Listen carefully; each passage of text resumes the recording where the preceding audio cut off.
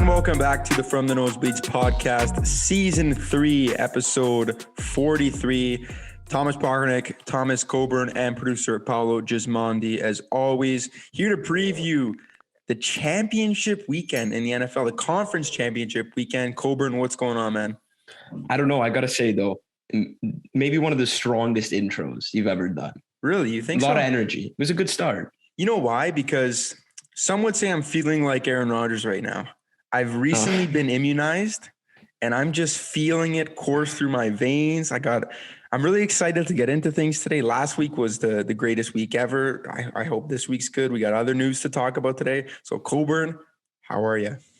Okay, now you're gonna actually make me answer. I'm doing well. I'm maybe battling a little bit of a cold. Maybe I need a booster shot. I don't know what's going on, but yeah, we'll get through it. We're fine. So carry on. How are you? Doing good? There's been some big news, so at least we could talk about that. In terms of the NFL? Yeah. I was first going to ask you, I notice you're wearing a little Azzurri kit. Is that a nod to anybody? That is a nod to Jimmy Garoppolo. Okay, you want to just talk about this first? Jimmy Garoppolo was once coined the Jose of the week on this show.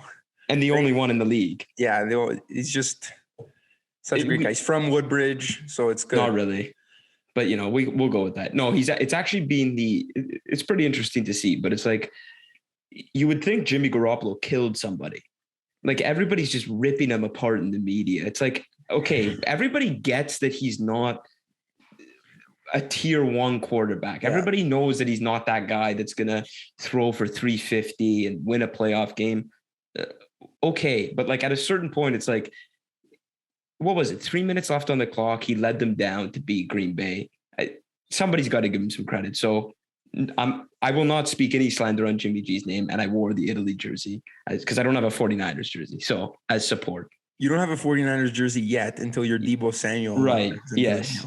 But yeah. I don't know. I always call it we're in the fantasy era of sports now.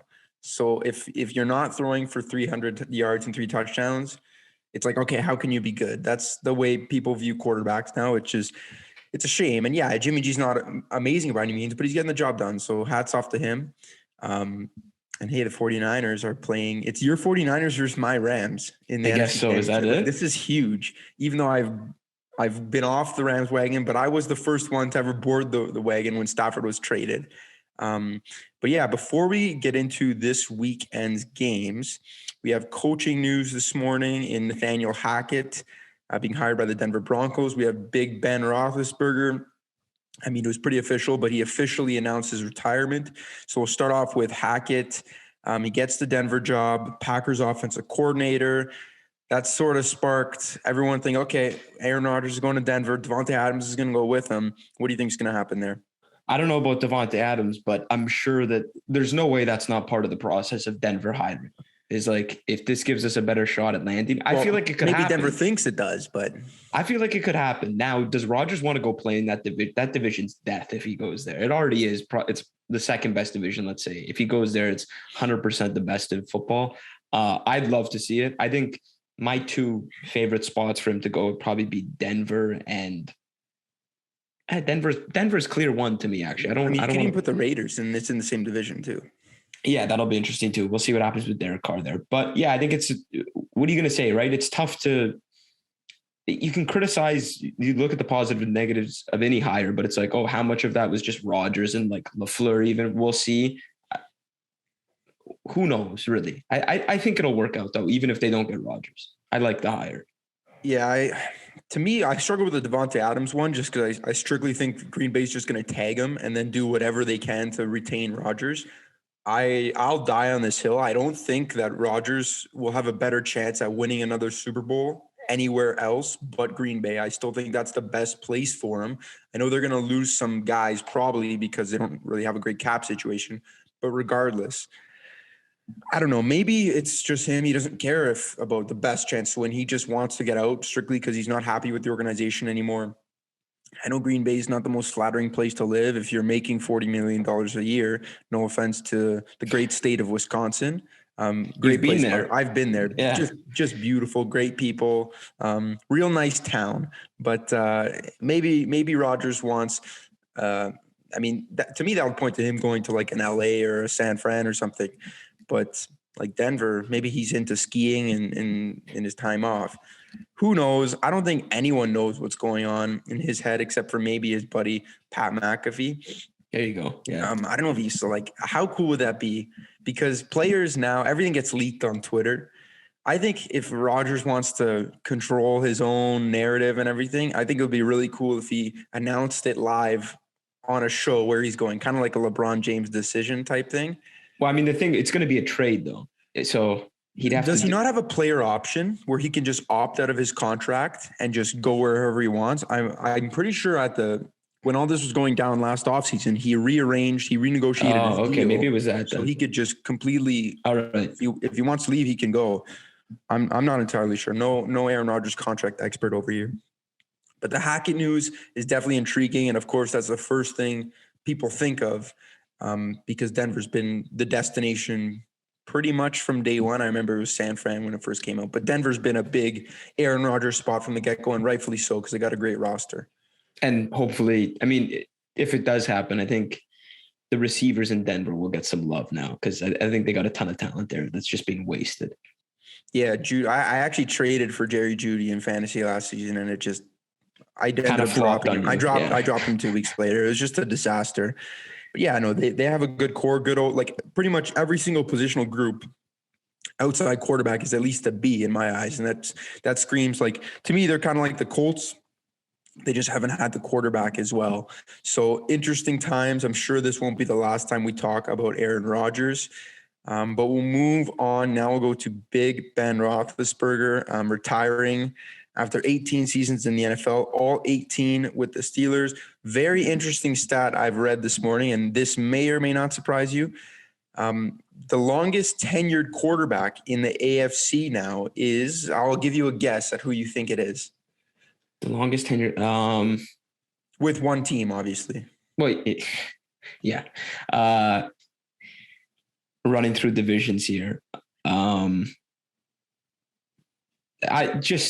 me the division. What's the division? It's in the AFC West. You mentioned him earlier. Oh, Derek Carr. Yes. So Derek Carr is the longest tenured quarterback now in the AFC. After him is Mahomes and Deshaun Watson, which is just crazy. Like the overhaul, everyone in the AFC has just drafted a quarterback in the last couple seasons, it feels like. So that's interesting there. Just wanted to throw that out there. But Ben, after 18 years, is gone. I mean, he's going to go to the Hall of Fame. Well, yeah, he's a first ballot. It's a part of. You think he's first ballot? I don't. To me, Ben Roethlisberger was never ever the best in the league. Okay, but you can say that about a ton of quarterbacks. I know, but it's just you could argue that Rodgers was never the best. No, Rodgers he was the best this year. He's the best last year. Well, okay, sure. Okay, it's I guess the best on the field. I was going to say I was thinking more most talented, whatever. I don't know. No, he's first ballot. Sorry. That's interesting. But how long was he top 5 for? And he won 2 Super Bowls. Yeah, and of course the 2 Super Bowls really vault him in there. Like for sure he's a Hall of Famer. I don't know. Maybe I'm gonna get some hate from Steelers fans. I never felt like he was just Ben Roethlisberger is so amazing. Like he's always a good, you said top 5, I guess top 5. Not towards the latter half of his career. Yeah, of course. He wasn't great. I'm probably being prisoner of the moment because I'm forgetting what I watched was probably 2007 to 2015. Ben Roethlisberger was a really good player. In the last 6 years, he's kind of tailed off. But yeah, he'll get into the Hall of Fame. Good for him. He had a good career. Steelers, I guess we'll wrap this up by a little prediction of who their next quarterback is going to be. Next quarterback is Dwayne Haskins, Mason Rudolph. Keep it internal. I think it's okay. I think there's a good chance it's a draft pick. I think maybe they use their first or second round on a quarterback. But what about this guy? What about Jimmy Garoppolo? Jimmy Jose? I think it could work. If the 49ers move on, tell me that's especially if the Steelers draft a quarterback. I think that would be the perfect situation because the 49ers are doing that right now with Trey Lance. Draft a guy, get Jimmy G. I think Jimmy G is better than Ben Roethlisberger, and the Steelers made the playoffs with Ben Roethlisberger this year. They have a great defense. I like that nod, and I don't think I've heard that from anyone else. So if it happens. That's the hot take. Well, I think you can see similarities between what potentially Pittsburgh can do and what the 49ers do. Yeah. Obviously, they have to shore up that offensive line. So that's a big task this offseason. But it's like you have Najee and you have two really talented wide receivers. I think he can make something out of that offense. He's not the most talented guy in the world, but that Steelers offense, if Rodgers could go there, but if that, if they don't land the big fish, then maybe they go after Garoppolo. The time it gets real interesting is if, and I'm not going to quite speak this into existence yet, but if the 49ers were to win the Super Bowl, which now all that's standing in their way to getting there is a team that they've beaten 6 times in a row in the Los Angeles Rams, which we're going to get to in a minute. Do they keep Jimmy G? I think if they win the Super Bowl, I think you have to. You have to. I don't know how you can't, because you prove that you can win with them. Even I think anything less than that, they move off of them. So even if they beat the Rams and lose, I think they still move off of them. Yeah, I think that's very fair as well. But yeah, why not get into the conference championship games this week? I just want to add before we start.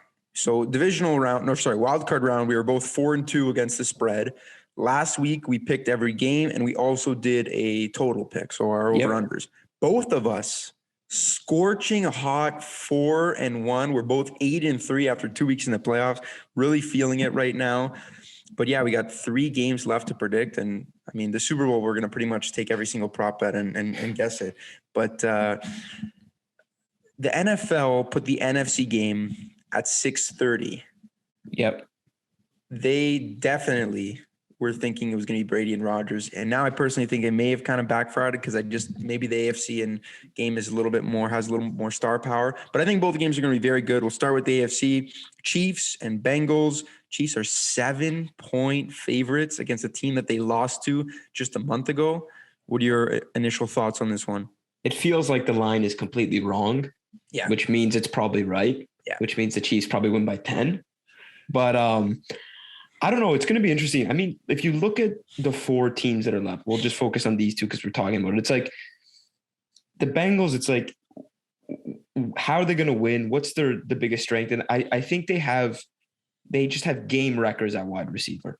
Their passing offense is unbelievable. Obviously, we saw last week, the offensive line has got to be better than it was last week. If they play like that again, I think the Chiefs will blow them out. It's just, you can't do that and be able to keep up with their offense and score potentially 35 points. The Bills scored 36, but you know what I'm saying, right? So I think if you're the Bengals, how are you going to win? Is it like Jamar Chase is going to have to break a couple of those plays like he did last game?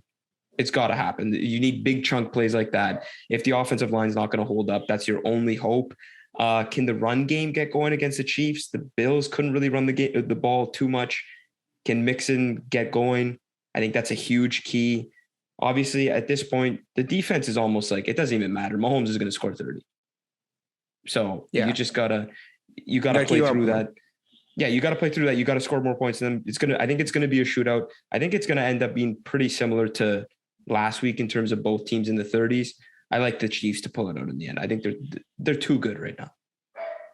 They just look like they're firing now on all cylinders. And I know they had their struggles early in the year. And there were times where I watched this offense and I was like, what the heck is wrong with these guys? Because they just look like they have no clue what they're doing. That team is long gone. It's a thing of the past. It's something we can laugh about now because they just look so dominant. And yeah, I'm worried on the defensive side of the ball with the Chiefs, but at the same time, it's like their defense can allow a score on every drive, and I'm still confident that Mahomes is going to get it done, especially because last week he played against the Bills, who were a top 5 scoring defense in the NFL. Now he goes against the Bengals, who they're just no Buffalo Bills on the defensive side. They don't have the players in each position group like the Bills do. So I think the Chiefs are going to come out. I think they're going to come out strong. They're at home again. 4 years in a row that the AFC Championship game has been at Arrowhead, which is just absolutely crazy to think of. But it's going to be a big game.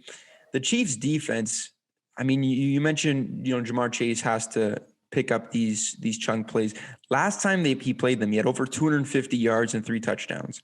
You'd think that they'd go back and watch that game and figure out what went wrong.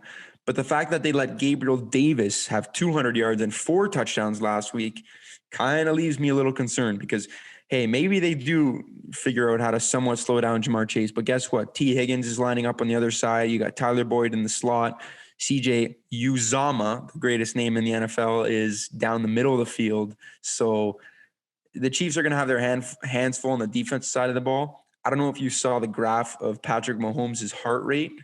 Yeah, unbelievable. He's most nervous. He's most anxious. His heart's beating the fastest when he's off.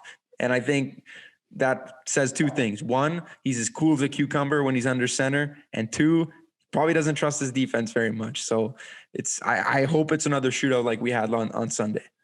Yeah, it's got to be, especially you mentioned Mahomes, but Burrow, like that offense. You mentioned Gabriel Davis. He scored 4 touchdowns.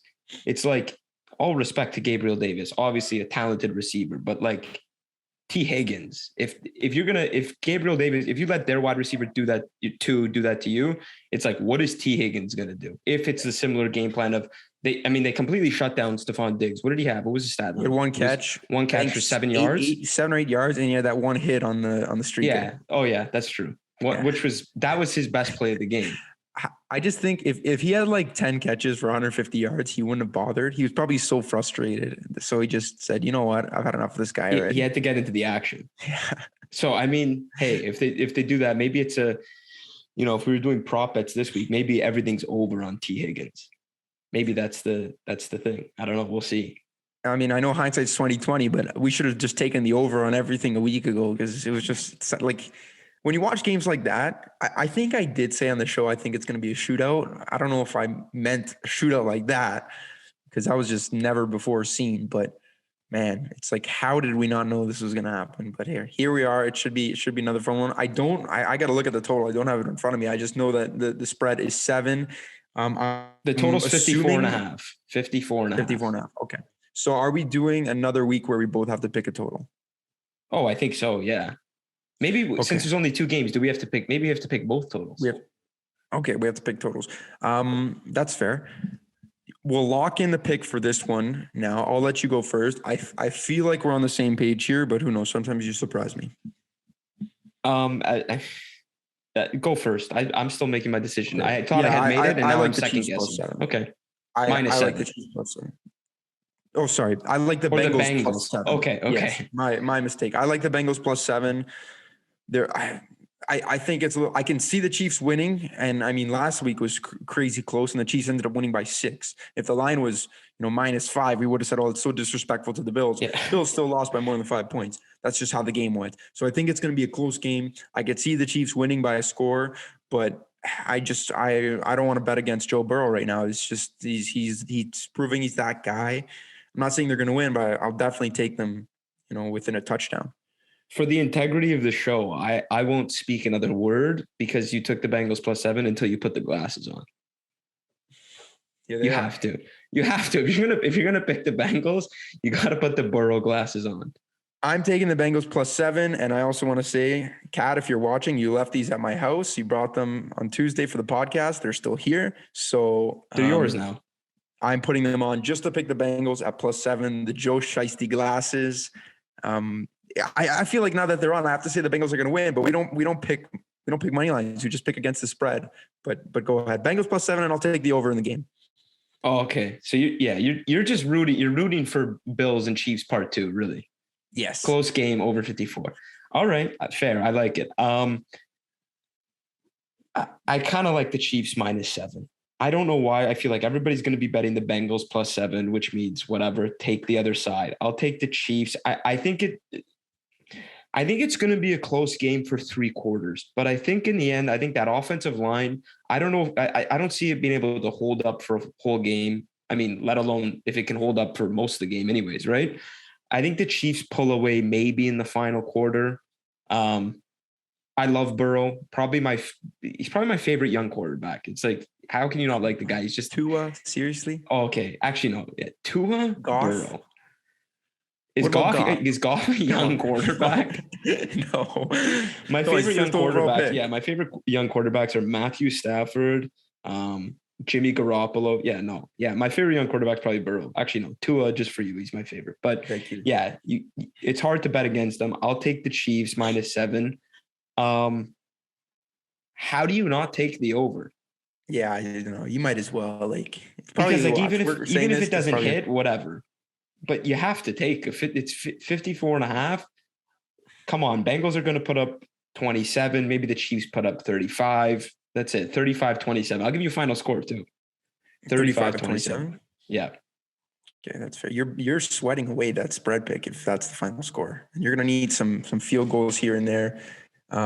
Sounds like the Bears are hiring Matt Eberflus. I hope I'm saying his name as their head coach. Eberflus. Matt Eberflus as their head coach. So there's breaking news. Yeah, Brian Flores. I honestly thought Brian Flores would have been a good show for the Bears job. He wasn't even a finalist, which is interesting. I actually thought it was going to be Caldwell. I thought it was going to be Caldwell. Sounds like he was a finalist. Him and Dan Quinn, but it's going to be Eberflus. So producer Paolo is just freaking out right now. Is Colts losing their defensive coordinator. Tough times. Who's going to hire Dan Quinn? It seems like he's a finalist for every single job. Weird. So you know what's going to happen? He's just. Well, you don't think he's a good coach? I think he's a good coach. Is he a good head coach? You know what surprises me? With how his sort of demise went in Atlanta, how quickly he's back. Like, to me, this would be the equivalent if, like, next year, everyone's all over Vic Fangio. Yeah.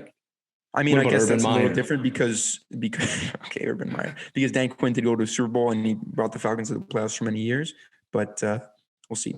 Anyways, so that's Bengals Chiefs wrapped up. Now we'll get into what I think is not going to be the more entertaining game, but for preview purposes, the more interesting game. Because yes, the Rams are favorites, but like I said earlier, they've also lost 6 in a row. Was it 6 in a row to the 49ers? 6 in a row. Sorry, I just got distracted. Dan Quinn has actually informed teams that he's staying with the Cowboys.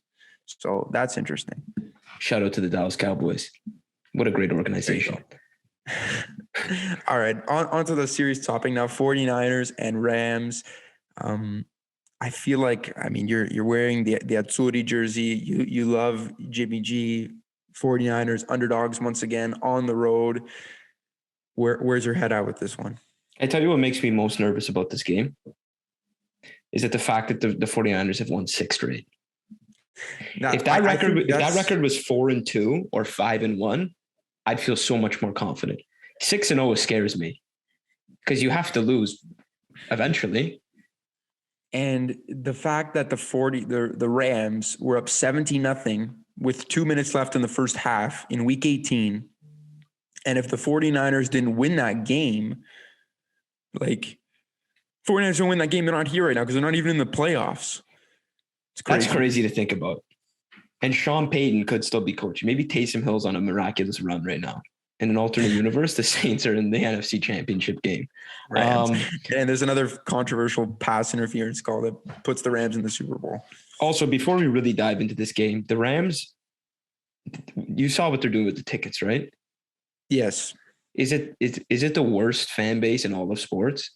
Well, the Chargers are the worst. So there's the second worst, both in LA. I've just heard, I mean, I'm not going to pretend I'm a geographical expert or, I know about the community in Los Angeles, but I've heard it's a big college sports area and they just don't have the NFL love, which is crazy because they put 2 NFL teams there. But there's 49ers fans. Like 49ers are one of the most historic franchises in the NFL. There's 49ers fans all across the United States, just like there's Pittsburgh fans and Dallas fans everywhere. So I still think it's going to be like 60-40 49ers fans, 50-50. Have you heard the new Debo chant? No. That I think it was either Deion Sanders or Michael Irvin sort of was pulling for. I'll leave you to look it up because I don't want to make a fool of myself recreating it. But okay, if you get the new like Debo chant, if you get like 30,000 people humming this tune, oh man, it's going to be electric. And Stafford's going to be using timeouts in the first quarter while on the offensive side of the ball because the stadium's going to be rocking.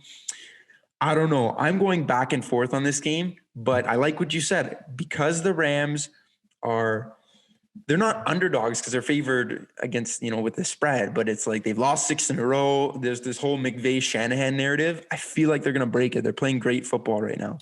I mean, they're favorites to win the Super Bowl, I believe, right now. So let's not. No, the Chiefs are still. The Chiefs? Okay. Yeah. Okay. Fair enough. Or I guess they were favored before the Chiefs ended up beating the Bills. Okay, that makes sense.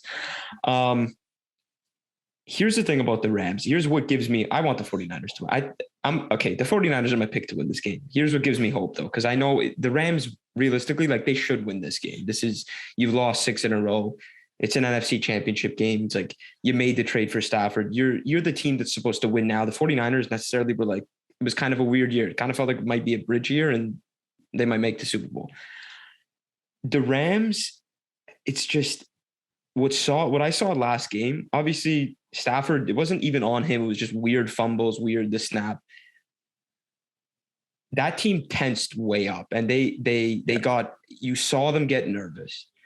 And although I feel like McVay and Shanahan both have this, as great of coaches as they are, they can get like weirdly conservative and weird play calls when they're up and they're winning, and they've been known to blow leads in their career.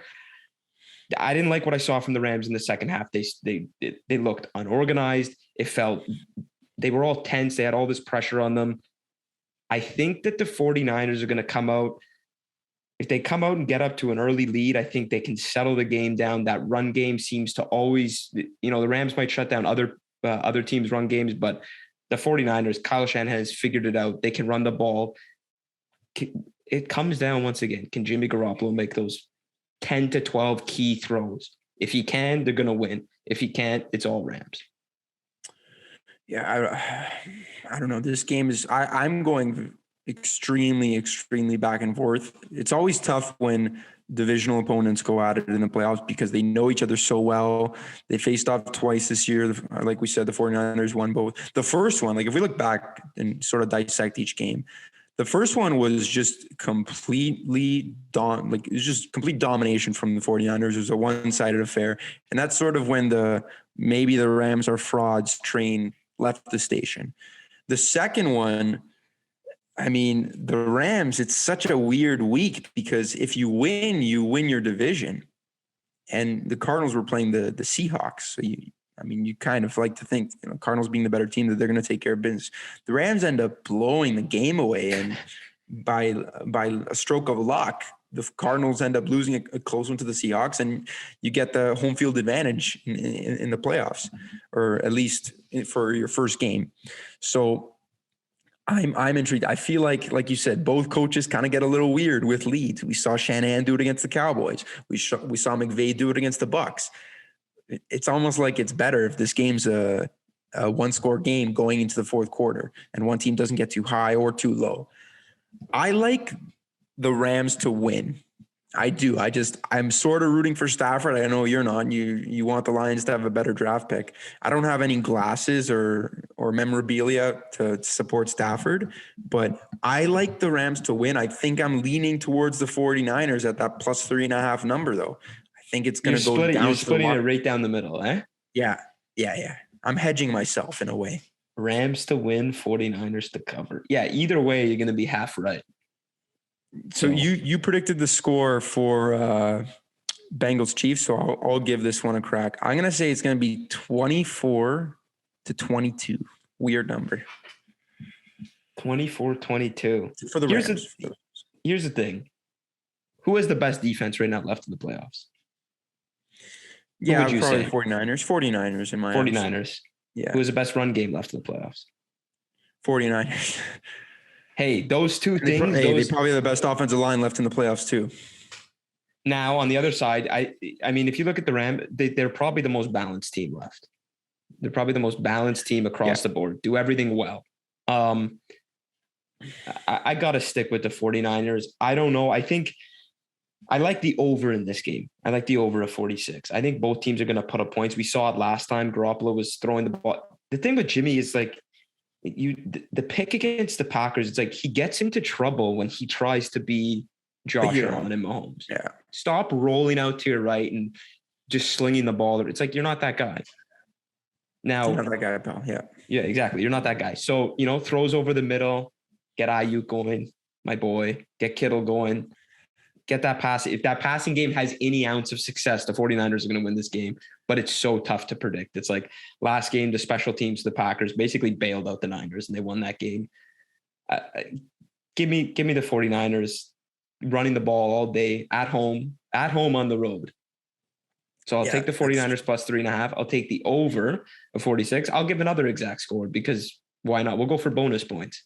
So you got to go back and give an exact score on the Bengals and Chiefs, by the way. So start thinking. The rule is if you get the exact score, it's plus 5 in the win column for you. All right. Okay. So I was 5 wins. I was 35-27 for the Bengals and Chiefs. Yeah. And I'll go 30-27 49ers. Okay, that's high scoring. Wow, that hits the over in the Bengals and Chiefs game. Never mind the 49ers and Rams. High scoring games. Bengals Chiefs, I'll go back quickly now, and I'm going to say 37-34 for the Chiefs. So another shootout, another high scoring game, another close one.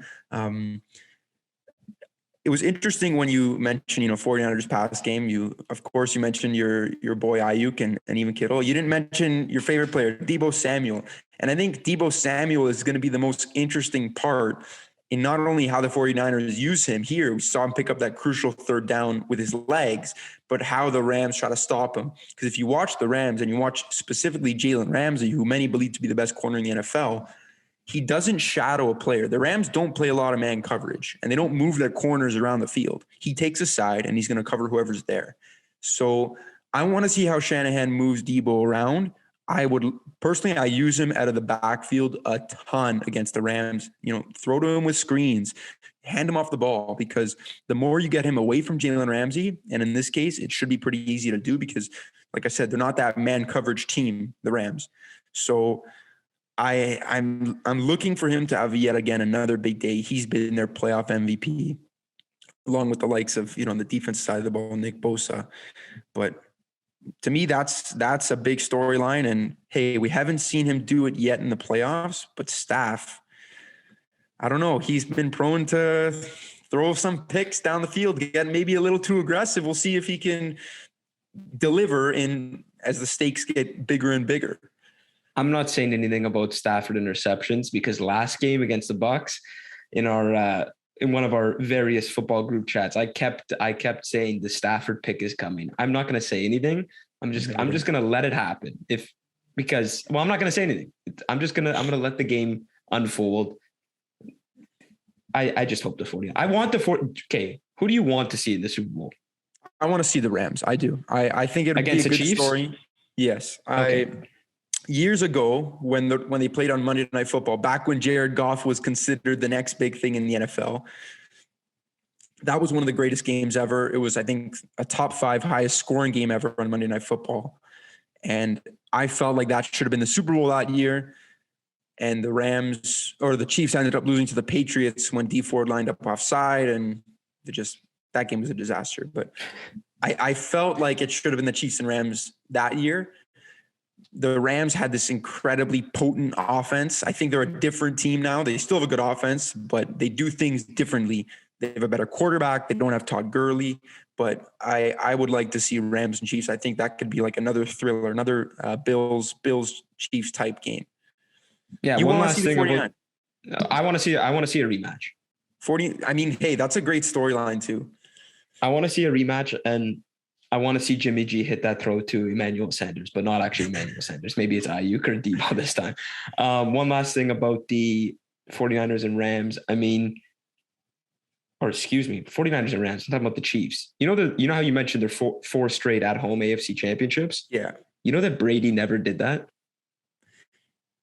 That, to me, that's odd because Brady was the 1 or the 2 seed pretty much every year, but I guess maybe never did it. Wow. I mean, if you play on the road, to be fair, that stat is almost like the Chiefs achieved that not by getting the 1 seed every year. Yeah. So you need the 1 seed to lose to get that home field advantage. They did that this year with the Titans. And I think a year earlier, the Ravens lost as the 1 seed as well. Yeah. Another interesting stat, Patrick Mahomes has never played a road playoff game in his life. Except for, the Super Bowl's at a neutral site. It's not necessarily considered a road game, even though last year, the Bucs home field advantage in the Super Bowl, first time ever. And hey, we can have it for the second time ever this week. The Rams. I know you're not rooting for it, but hey, I think that's a good place to go. Our picks are locked in. We gave picks against the spread, over-unders, exact score predictions, which next year, maybe we have to do 16 of them every single week in the regular season. There they are. They're locked in. Both of us red hot in the playoffs. What are our records? I said it earlier. 8-3 so far. I think that would be 4-1 and then 4-2 the week before. So 8-3. We'll have them on the screen at some point. So there it is. Wishing everyone a fantastic championship weekend. Only 3 NFL games left until September. Let's try not to think. Don't say that. Don't actually say. Well, and Pro Bowl 4. I'm very comfortable confessing this. I have not watched the Pro Bowl maybe since I was 10 years old. Oh yeah, 100%. No, it's the worst. It's the worst thing in sports, quite possibly. Also, you don't watch the dodgeball? Before we leave, I guess we could save it till next week. But so far, my AFC side of the bracket has been perfect. I can't say the same. I had the Bengals losing week 1 because I tried to be cool. Yeah, the Raiders. That's what happens. This is what happens. This is what happens when you try to be cool, kids. So, all right. If you made it to the end, thanks for listening once again. We'll see you next week for in-depth preview of the Pro Bowl, dodgeball, longest throw, skills competition, all of that, AFC versus NFC. But that's going to be it for today. If you made it to the end, make sure to like and subscribe and enjoy the weekend, everybody. And one last thing, of course, go 49ers. You did it again.